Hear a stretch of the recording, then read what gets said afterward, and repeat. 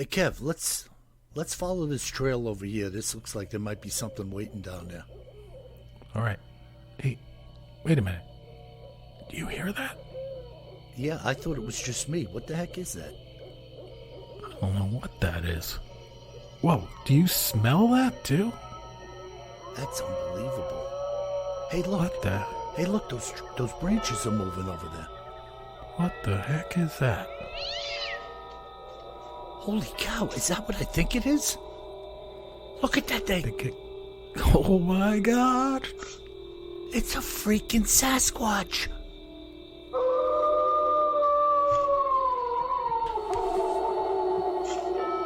Welcome to the Bigfoot Terror in the Woods Sightings and Encounters podcast. I'm your host, W.J. Sheehan. Hello, everyone, and thank you once again for joining us for what is going to be a fantastic show. My name is W.J. Sheehan, and I have authored a series of books entitled Bigfoot Terror in the Woods Sightings and Encounters, 9 volumes that are available at Amazon in paperback and ebook, so please go out and buy some. And also, volumes 1 through 8 are on Audible, iTunes, and Amazon as well in audible or audio format. So please go out, partake of a few of them, and you'll be doing a great deal to help us. And now, my brother and co-host, KJ Sheehan. KJ, how are you? What's going on, Bill? Well, as you know, my wife is in the hospital, and folks, keep praying for her. Her name is Paula. She's going down a rough road, but this too shall pass. So that's been kind of consuming a lot of my time, brother. Yeah, I know. That's a big challenge, and we're all praying for her, and I think she's going to be fine. Yeah, it's a big deal. And, of course, we're in the clutches of January now. It's not too bad, but you know how January and February can be. We're going to go down to we're probably already at 9 or 10 today. Really? Yeah. Wow. And thankfully we have a big rain system coming in, but the projection is that we'll be getting rain. The temps are going to jump up to 38, 45, something like that. Snow will be north of us up in the hills, Adirondacks, that kind of place. But it's not my favorite time of year.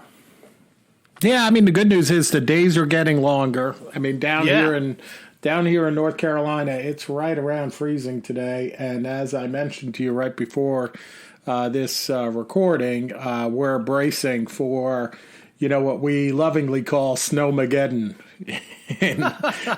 in Raleigh, North Carolina. So it's either going to be 4 or 5 inches of snow or 1 or 2 inches of ice.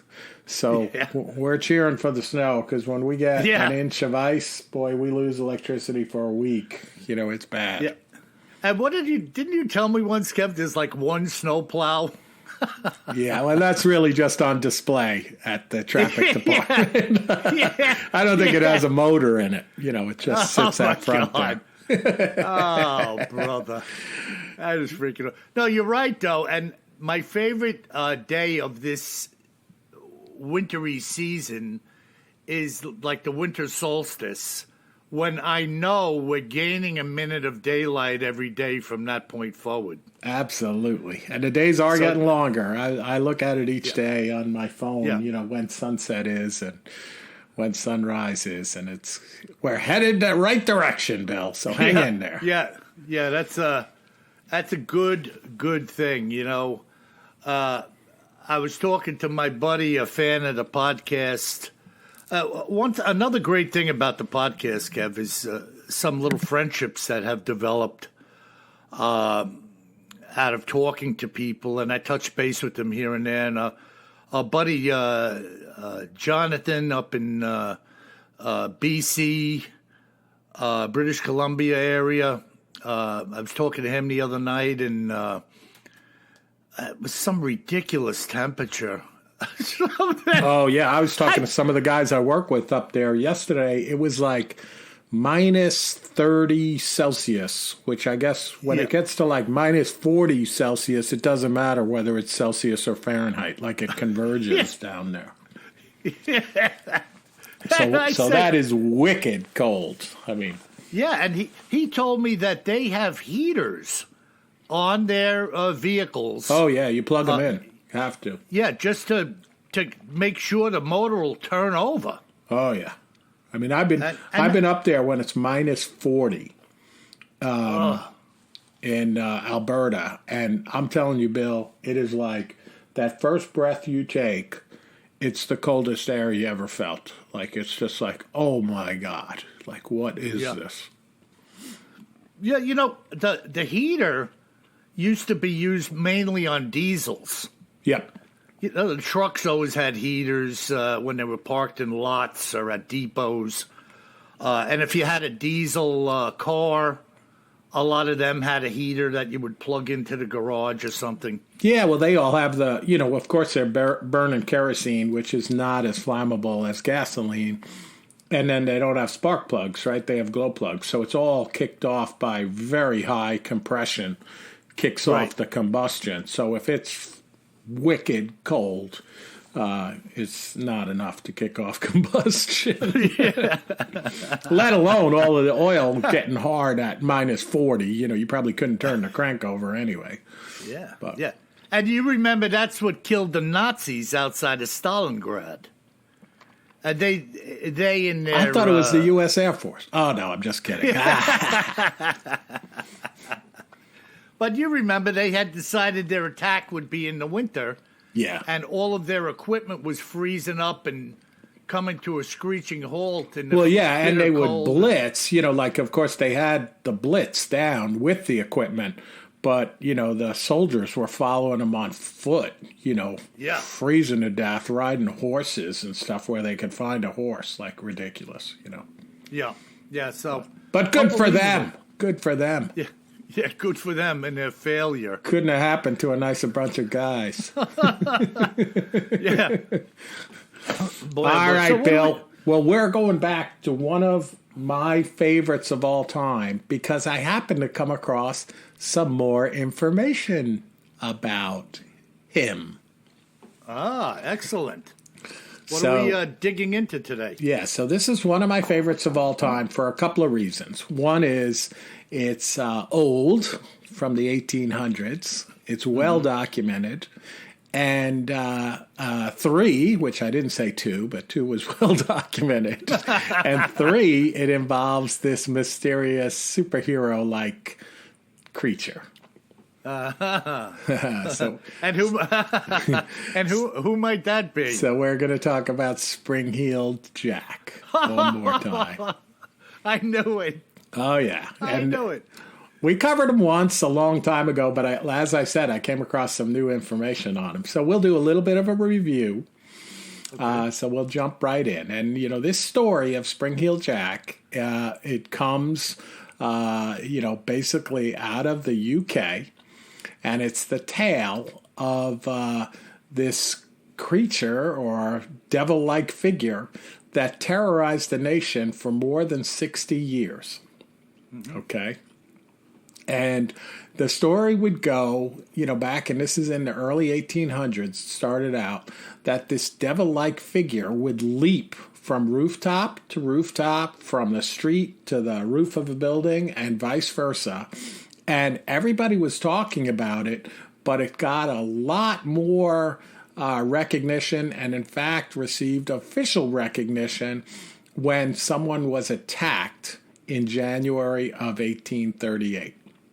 Mm-hmm. So this woman, Polly Adams, was attacked while crossing the street in South London. And a woman saw it. This other woman, Mary Stevens, saw on the common there, and the woman was assaulted. So pretty scary. So the picture of this. Yeah, so there was a witness. Oh yeah. There was a witness. Yeah. Yep. Yeah. And several documented attacks. So the one witness described her, what she called an inhuman attacker, that he was wearing a kind of helmet a tight-fitting white costume, like an oilskin, and get this, Bill, he vomited blue and white flames. What a freaking... I mean, it's so out of the box bizarre. Oh, I know. It's why it's one of my favorites. and in the early 1800s, visualize seeing this going on with the garb worn of that day by men and women, and to have this guy with like a helmet and a skin tight suit on, you know. Yeah, like an oil skin, and then if that's not freaky enough, he had like these red glowing eyes and kind of like metal claw hands, and then he could vomit these blue flames. I mean, you can't make it up any. It's just like pick a bunch of weird stuff and throw it in a bag and pick out what your creature's going to be, you know? Yep. So at that time, the mayor of London, Sir John Cowan, he received lots of complaints about this, documented complaints around London describing a demonic creature with eyes like balls of fire and hands like icy claws that had the ability to jump from rooftop to rooftop. And the police, there were enough of these complaints coming in, you know, from enough reputable people that the police didn't dismiss these stories. Yeah. And even the gentlemanly Duke of Wellington, although he was almost 70 years old, he went out armed on horseback to hunt and kill the monster. So he was carrying more gun than he thought he would need, even in London. Well, when you're the Duke, you can do whatever you want. Yeah, you know, especially if you're hunting a demonic creature. So, and then, you know, in going further in time, in the 1850s and 1860s, he was seen all over England, but in particular around the central part of England. So, and then in 1870, the army actually, right, the army of the UK set traps to catch spring-heeled Jack.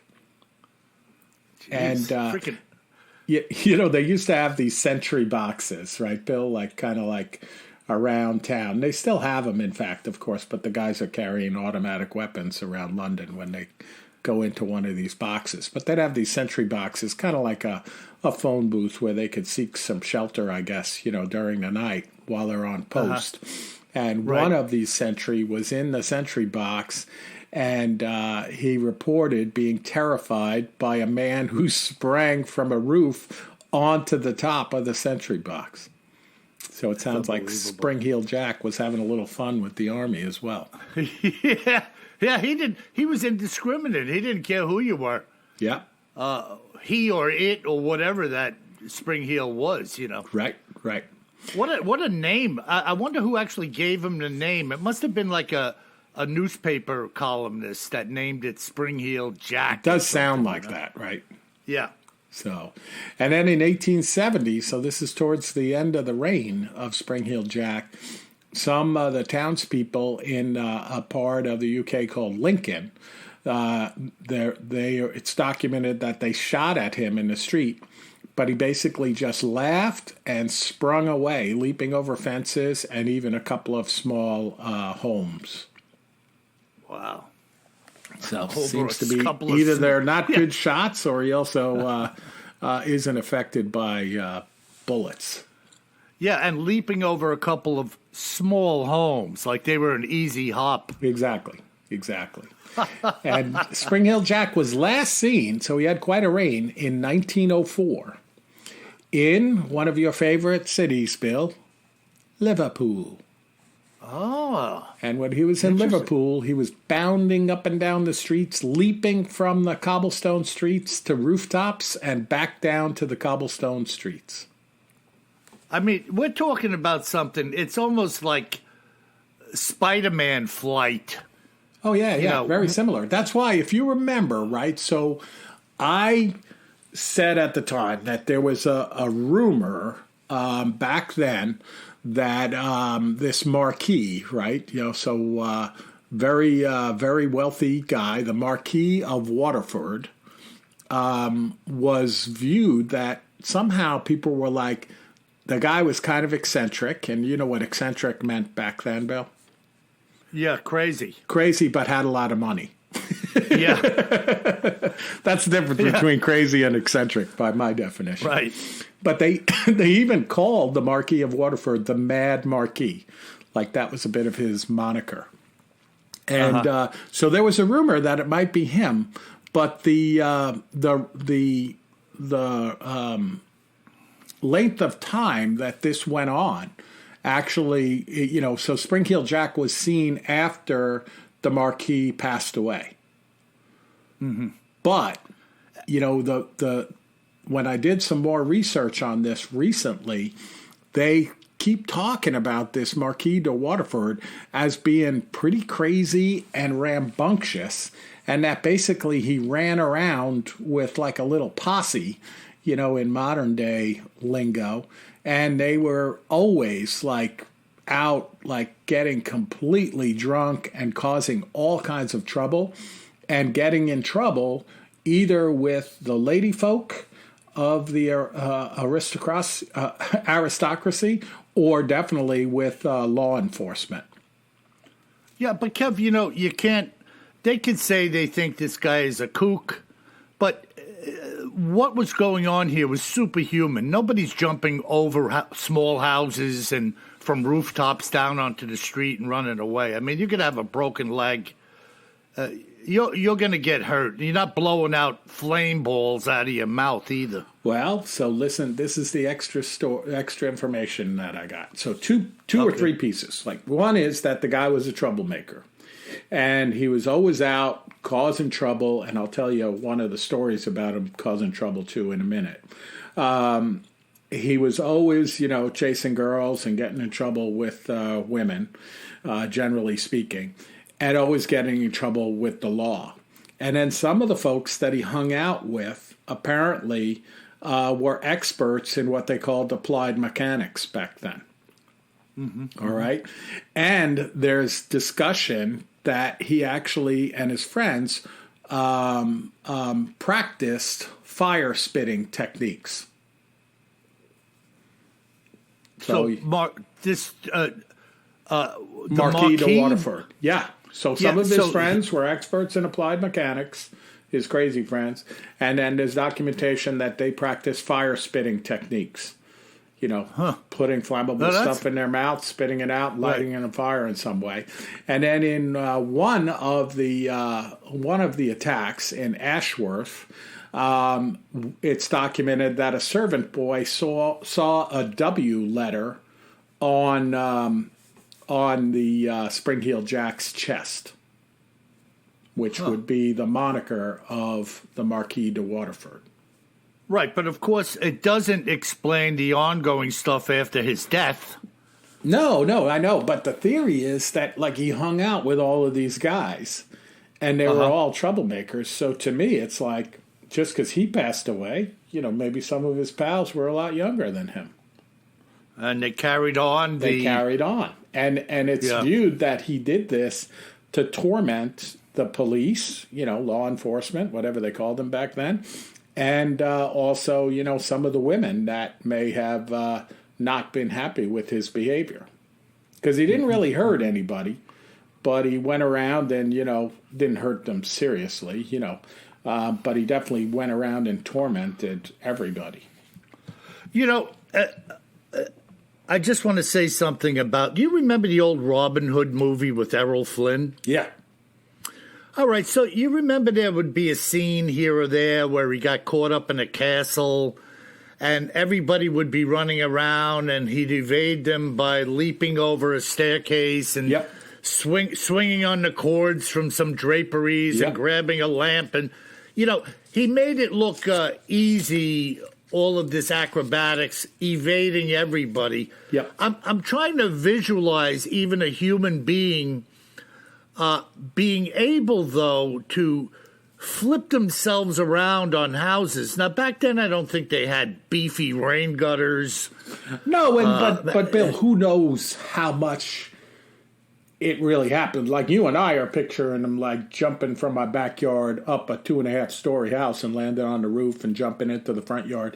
But maybe it wasn't quite like that, right? Yeah. You're talking, it could be like thatched roof cottages and, I mean, I'm just saying, I said in the beginning, I thought like this theory about the Mad Marquis, I liked it. Maybe it's because I'm, a Batman fan, and I looked at like this being Bruce an old Wayne. time Batman. Yeah, because it is like Bruce Wayne, right? Yeah. Who knows? Maybe the Batman comic strip got its idea from this. Who knows? From Spring Hill Jack.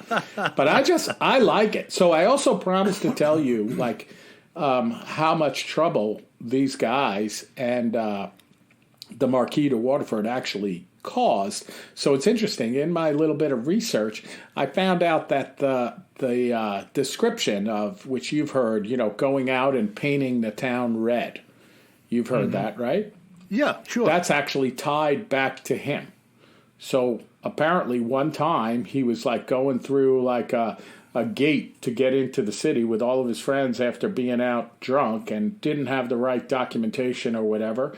And they like overpowered the guard, and they were in the process there, during the day of painting the gates into the city, into the location, red. And they took all of the paint and painted the guard and painted the whole area red, kind of like as vandals. And they say that that's where the term or description of painting the town red came from. Now that's interesting. That is a strange thing, because you do wonder. Like, I never thought of where painting the town red come from. It usually meant kind of going out on some type of crazy, purportedly exciting night, drinking and gallivanting, right? Yeah. But here you have this guy that physically and his cronies were taking red paint. Yep. And this was a toll gate. Okay, so to enter the Thorpe End toll gate that they came to, and how about painting the guard? Exactly. I mean, they're real troublemakers. Yeah, they were definitely out there, shall we say? Yeah. Yeah, they say in that event, a policeman tried to intervene,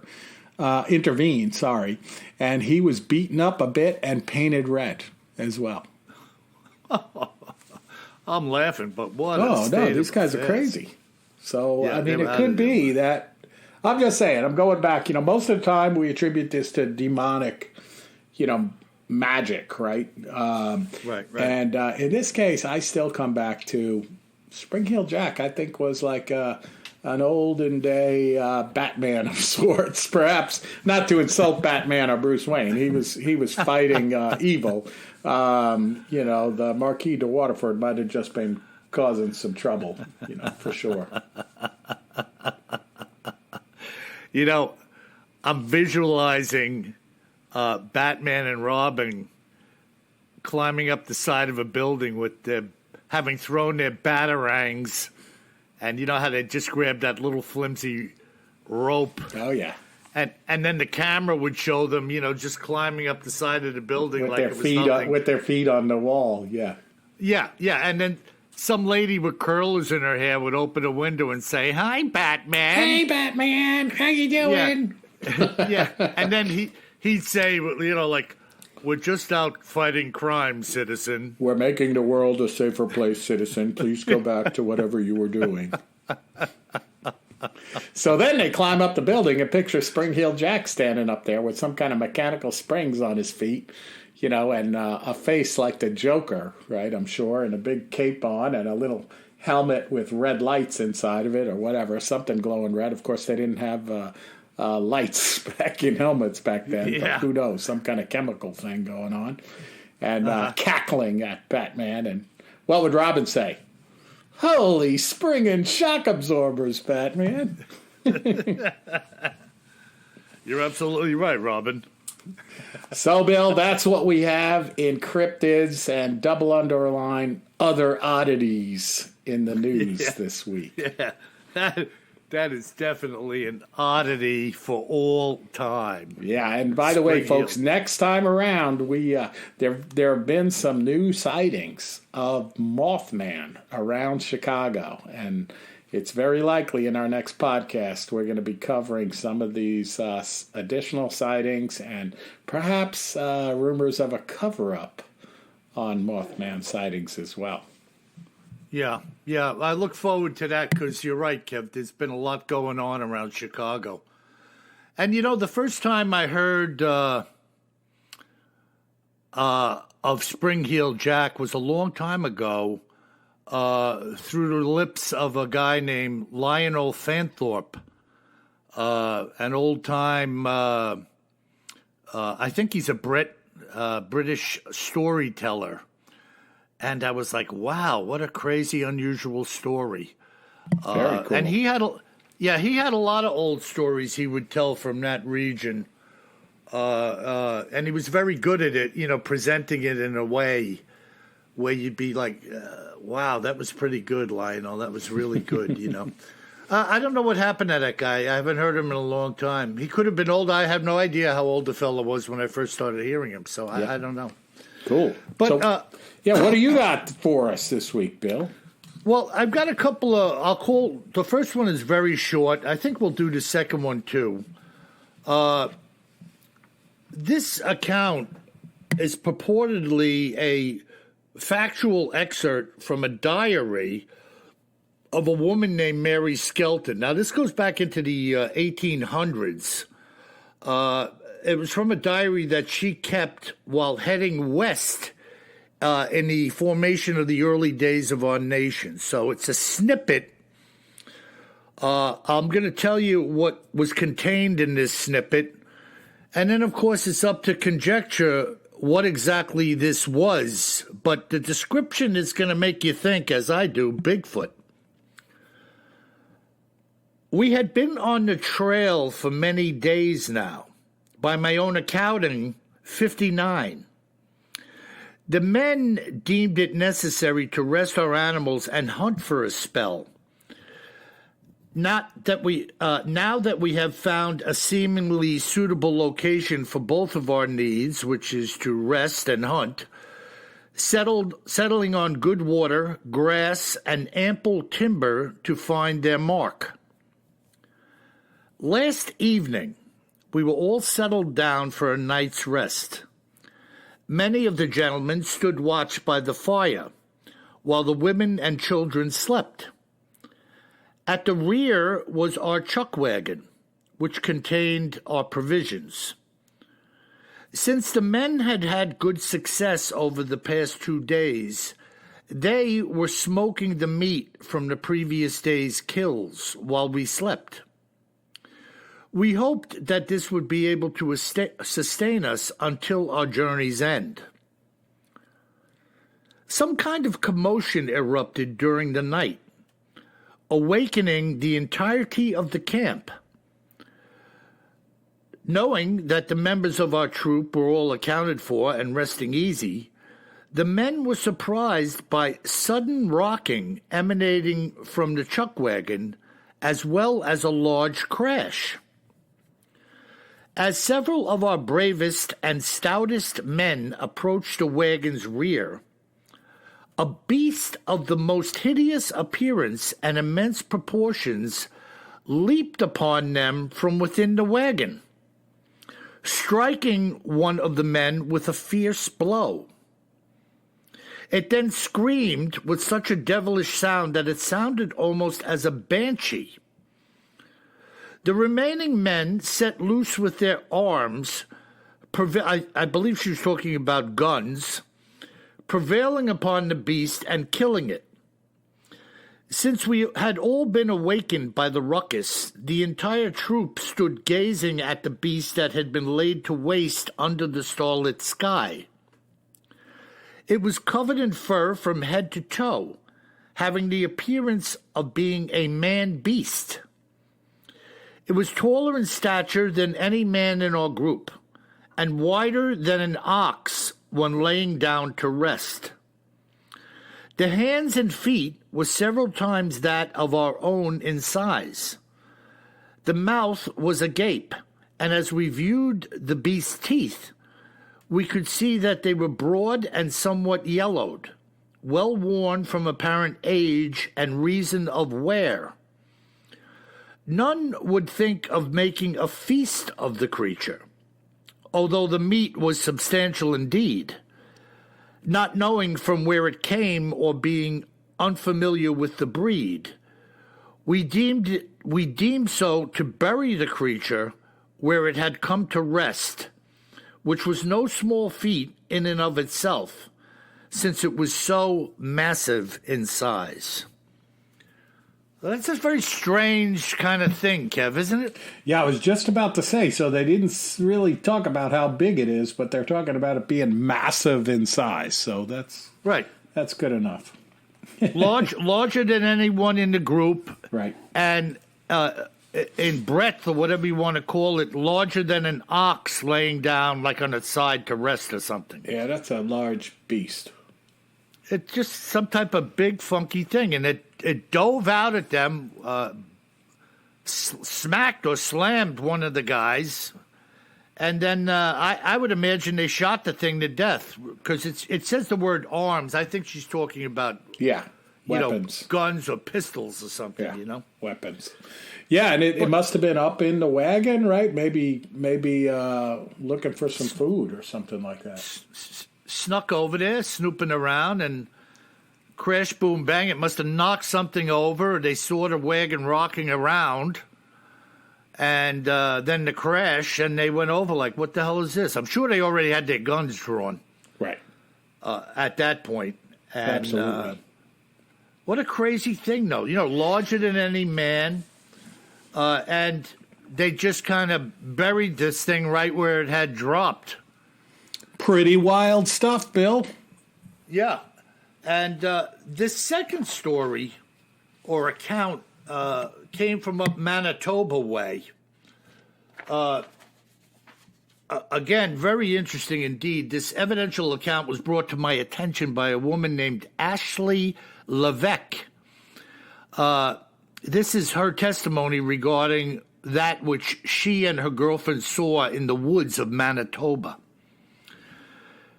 She says, I'm a freelance software engineer. Firms hire me as needed for periods that range from weeks to months to years, depending on what the work entails. Because of this somewhat makeshift lifestyle, I'm afforded a fair amount of time, which I generally use for exercise and adventure. Cross-country skiing and hiking are the two things I enjoy the most. However, I generally do not go far from home to do either of these, my home being a small chalet-type construct on a plot of land abutting a protected wilderness. I don't remember how much land lies behind me, but it is enormous. So I typically hike and ski there. You couldn't ask for a better location, and in all the years I've been living there, I have not so much as once run into another human being in the woods. In the winter of 2008, my best friend and I broke out the skis for some exercise. We never clock our distance or map our paths. The enormous amount of untouched land affords us a plethora of trails to follow, spanning out in any number of directions, and when the snow has fallen, the potential for pathways is virtually endless. Generally, we go as far as we feel we can and save enough juice for the return home trip. Typically, I would say we could travel between 15 and 20 miles in a single outing. Wow. On this day, we were skiing on pure virgin snow. And if you were to look around, the only visible marks upon it were some small animal tracks here and there, having gotten 10 inches of the white stuff overnight, and the temperature was about 25 degrees Fahrenheit. Fairly deep into our outbound ski, we came upon a debris field, quickly realizing that what we were looking at was the strewn about remnants of a rotten tree's interior. We could see the rotten wood and chips extending about 20 feet or so away from the tree, and it was clear that this destruction had happened this very morning, because there wasn't so much as a flake of snow covering the debris, with the snow having stopped falling around 4 in the morning. We could clearly see the entire area in front of the tree was completely matted down, indicative that something must have stood in front of this decayed tree for some time, tearing apart its interior. We also noticed a straight line of gigantic footprints, both coming to and moving away from the tree, fresh and similar in shape to those of a human. As we crouched down to examine them, we could clearly see toes, slightly splayed apart. Additionally, the big toe was somewhat angled inward, unlike a human's. It was so perfectly imprinted in the snow that it almost looked like it had been cast, with many of the prints still having snow raised up between the individual toes. I snapped out of my skis, standing next to a print in order to size it up against my own. The footprint was approximately 12 inches longer than my ski boot, which would make its length around 24 inches. Its width behind the toes was about twice the size of mine, making that around 10 inches, though it could have been a bit more. Between the snow that had fallen overnight and that which had already been on the ground, there was about a foot of snow in total. The snow was completely compressed within the print, being pressed all the way down to the pine needles. Whatever this thing was had incredible bulk. Even with my boots on and jumping and stomping down into the snow, I couldn't come close to the degree of compression this thing had created while just apparently walking. There was no melt in the prints, and very little snow had collapsed within them. They were very, very fresh, and because there was no wind that day, there was also no freshly blown snow covering their prints either. They were as perfect could be. The stride length of this creature, whatever it may have been, was incredibly long. We laid one of the skis in front of the toes on one print, and even though my ski was about 7 feet long, it came up short of the next print by almost 2 feet. That made these steps almost 9 feet long from toe to toe. We decided to put our skis back on and try to follow the return trail for a while. It paralleled the entry trail for a mile or so before beginning to veer east into the deeper forest, which leads into some heavily timbered areas. After about 2 miles or so, we ran across another tree that had been torn open.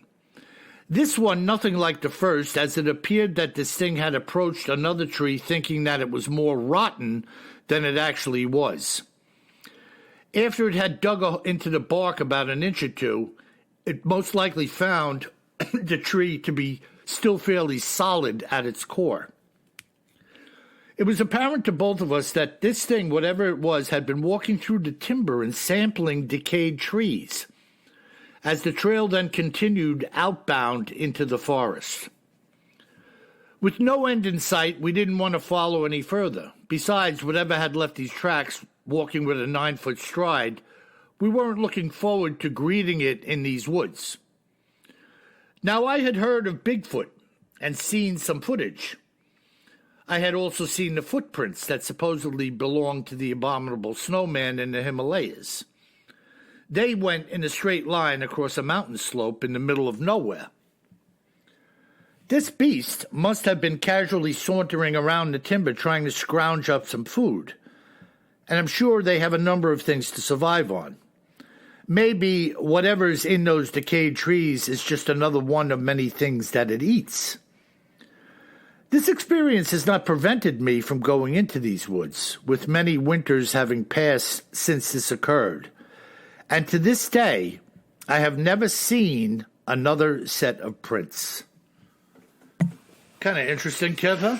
That's cool. I mean, I love anything with the cross-country skiers up in the snow in Canada. You know, such a great place to spot the hairy man. I mean, you know, and from many accounts, these critters seem to be a little larger up in Canada. I don't know what that's all about. It may be a breed of the same creature that's just a little bit larger up there, but a 9-foot stride. That's like, what the heck does that relate to in height? Yeah. I don't know the math on that one. Yeah, but I'm thinking in my mind 10 plus feet. Yeah, well, and probably running along too, so with all that power that we hear in some of these accounts. But very interesting. And again, talk about pristine forest. She's lived there for X amount of years and never saw another human being. Yeah. So not hard to believe up there. And yeah. Great account, Bill, and great combo. 1800s with settlers in the U.S. moving across the country, running into what looks like a giant hairy man, and then going to cross-country skiing in the early 2000s up to frozen tundra Canada. Yeah, I mean, when I told you my buddy Rick had told me about his encounter with the sighting up in Canada, Alberta. I believe that guy. Sure. Why not? And he was a spot on, righteous kind of guy. And I have no reason to doubt the things that he said to me. And that's why he shared them with me, because I guess he figured he could. Not looking for anything, no pride, no glory, just this is how it is, man. Yep. This is how it is, whether you believe it or not, No doubt about it, yeah. So I have no gripe with anybody. And there's all kinds of people out there nitpicking at this and that, and that's fine, but it's just not who I am. So if you've seen something, say something, folks. Reach out to us on our contact link, BigfootTerrorInTheWoods.com. Let me know what you've seen. And I talk to a lot of people, call them up, have conversations. I've developed some friendships. And I'm always glad to hear what you've heard. I'm particularly perplexed, though, Kev, about one thing. A lot of people that come to me and say things, some of which you've read on the air, I've tried to reach out to them. They never call me. They never get back to me, and I don't understand I think what that's all sending about. an email and calling on the phone are two different things, Bill. It's no problem. And they might be super busy. Yeah. No, you're right. You're right. And maybe they prefer the discretion of just using an email and leaving it at that. Yeah, don't have the time to do the whole phone thing, Yeah. I know it's really hard for me to get on the phone compared to sending an email or a text. So. Or maybe they're spring-heeled Jack in the evening and just don't have time. Ooh, that's another theory. Boing, boing, boing.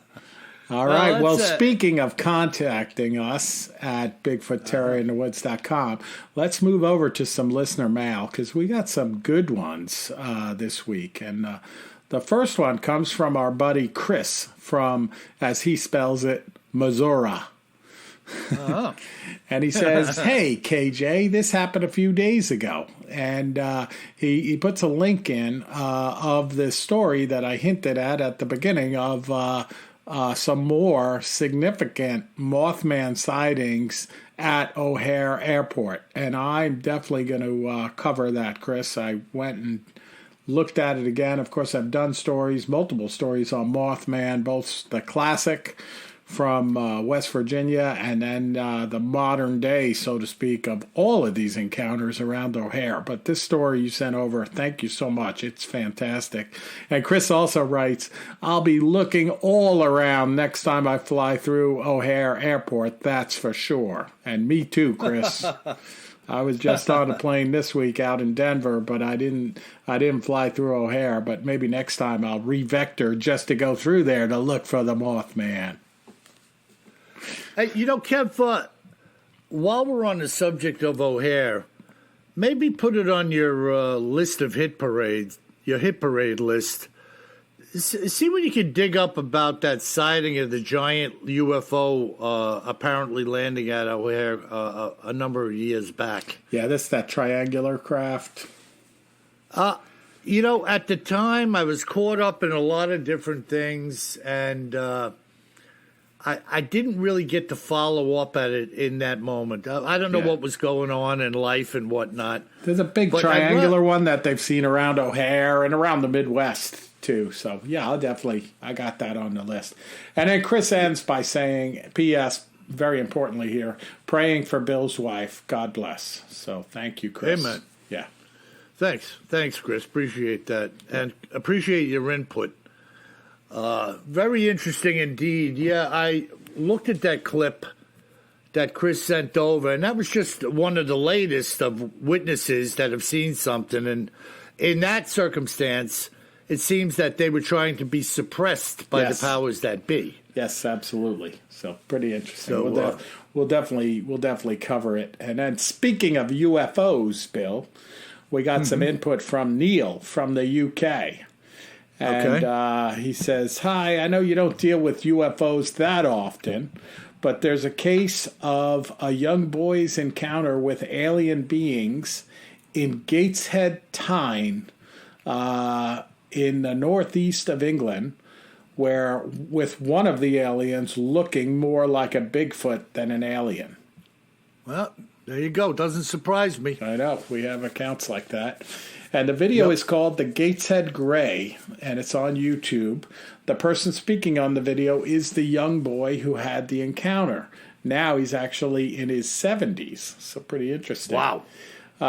So the video was probably made about 10 years ago on YouTube. It doesn't get the attention it deserves, as I think it's probably one of the best cases of an alien encounter in the UK. Please, could you and your brother give it some attention that I think it deserves, and also we give you a thumbs up as the best podcast out there. So thank you, Neil. We would definitely look into that. That's pretty cool. Yeah, and you know, here we go, Kev. A guy 70 years old now, kind of coming out of the closet a little bit. Maybe he's learning a little bit about the electronic media and just kind of getting it off his chest a little bit, you know. Yeah. There's nothing wrong with that. You know, everybody comes around at some point in their life where they just start to talk a little bit about things maybe they never talked about. Right, you know? 100%. Yeah, so, we'll check into that. And thanks for chiming in with us. Again, you know, UFO, Bigfoot. It's not all of the encounters, but it's definitely a piece of them. Yeah. Where this is going on. What's going on? Have no idea.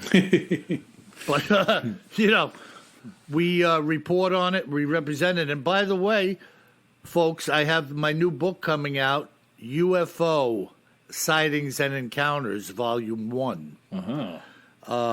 That's in the works. I hope sooner than later. It's done. The cover is done. The interior is done. All of the copyright is done. I'm just waiting for it to be kind of finalized in like assembly, and then of course put up on Amazon. And of course, I'll tell everybody when that happens. It just hasn't happened yet. Very cool. Yeah. All right, and now we have a note coming in, and this one's a good set of questions for you, Bill, from Joanna. Joanna doesn't say where she is, but the subject is question about red eye.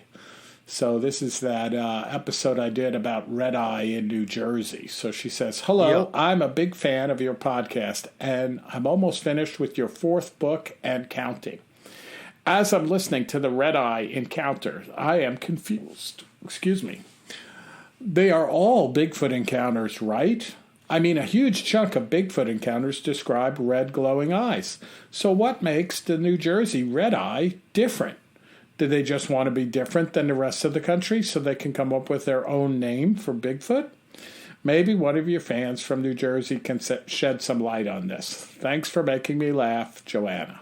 Yeah, what do you think of that, Kev? I read that, and I was kind of betwixt and between with reading it, and I sat back and I was like, huh?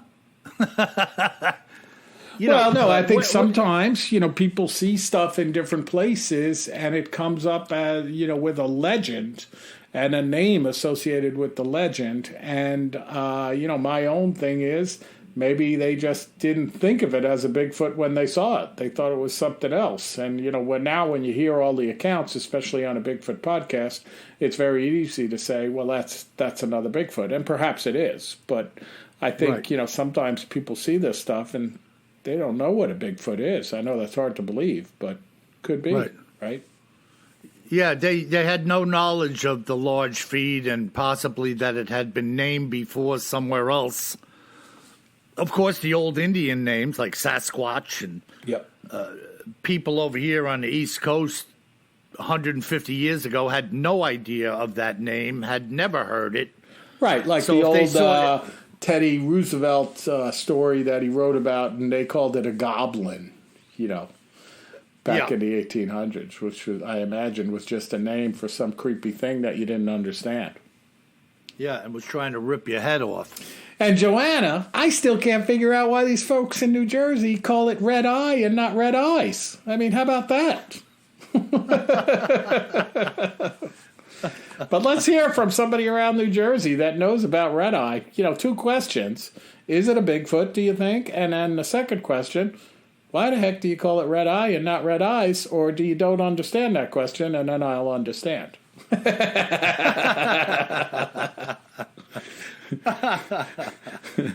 Yeah, what if it only had one eye and the other one got poked out? It's a pirate. It's a pirate Bigfoot. Hey. Aye. All right, Bill. And our last email comes in from Lori from Maryland. And she says, good morning. I've become a big fan of your podcast. I started listening last spring, and I enjoy every episode. I've gotten my husband hooked, too. We love the intro. It's a freaking Sasquatch. I bought my husband Volume 3 for Christmas. I couldn't find 1 and 2 on Amazon. We have also added 2 Bigfoot shot glasses to our collection. Our son goes to Penn State, and on our drives to and from Maryland, we take a more scenic route. Every trip, my husband says, it's a good day to see a Bigfoot. Just wanted to tell you how much we enjoy the show. You've made a believer of me. Happy New Year, Lori. Interesting. Well, Happy New Year, Lori. I hear this from a lot of people. Sometimes the second time through, after I tell them, well, I just did the search and it's right there, in reference to finding the books. But Amazon's a little weird. Sometimes I queue up the name of the book and a few of them show up together, but not all of them. But they're all there. And the best thing I can tell you is to specifically type in Bigfoot Terror in the Woods Sightings Encounters Volume 2. The same thing, and it will bring you directly to that book. I don't know how they operate and why it is what it is, but I assure you, everything is there, and everything is there in audio format at Audible and even on Amazon, because Amazon and Audible are joined at the hip. Everything is there. There's nothing missing. So just do a little diligence and be specific, and you'll find what you're looking for. Awesome. Well, that's a great episode this week, Bill.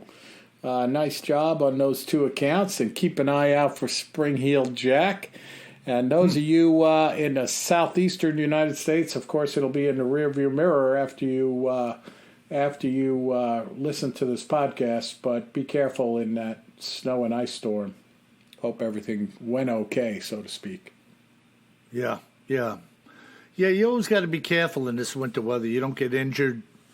You don't do anything stupid. And remember, your cars don't behave the same when you're out in the road. So, and most importantly, don't run out of bread and milk. Yeah, go out and buy 9 loaves and 6 gallons now.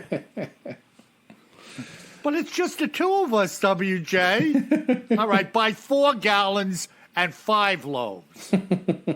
and a double pack of eggs.